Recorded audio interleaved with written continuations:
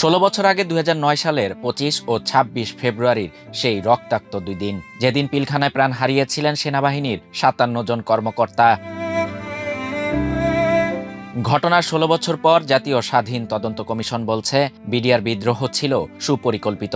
কমিশনের প্রধান অবসরপ্রাপ্ত মেজর জেনারেল ফজলুর রহমান জানান, সেই সময়কার সরকার তার ক্ষমতা দীর্ঘায়িত করতে চেয়েছিলেন এবং প্রতিবেশী দেশ বাংলাদেশকে অস্থিতিশীল করতে চেয়েছিল।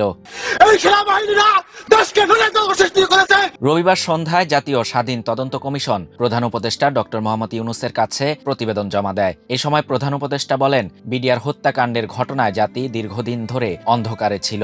আপনারা সত্য উদ্ঘাটনে যে ভূমিকা রেখেছেন, জাতি তা স্মরণে রাখবে। জাতির পক্ষ থেকে আপনাদের প্রতি ধন্যবাদ জানাচ্ছি।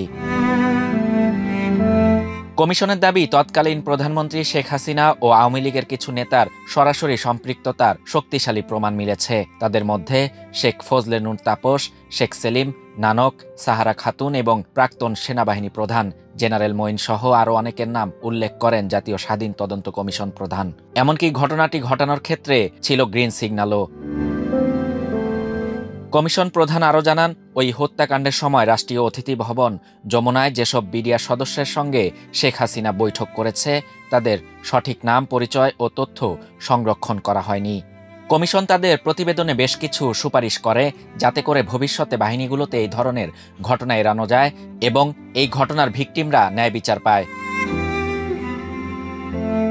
কমিশনের রিপোর্টে বলা হয়েছে, বিদ্রোহ ঘটানোর পেছনে মূল উদ্দেশ্য ছিল সীমান্তরক্ষী বাহিনীকে দুর্বল করা। কমিশনের পক্ষ থেকে বলা হয়, সে সময় সেনাবাহিনী ও বিডিআরের মধ্যে বিভিন্ন ধরনের টানাপোড়েন ছিল।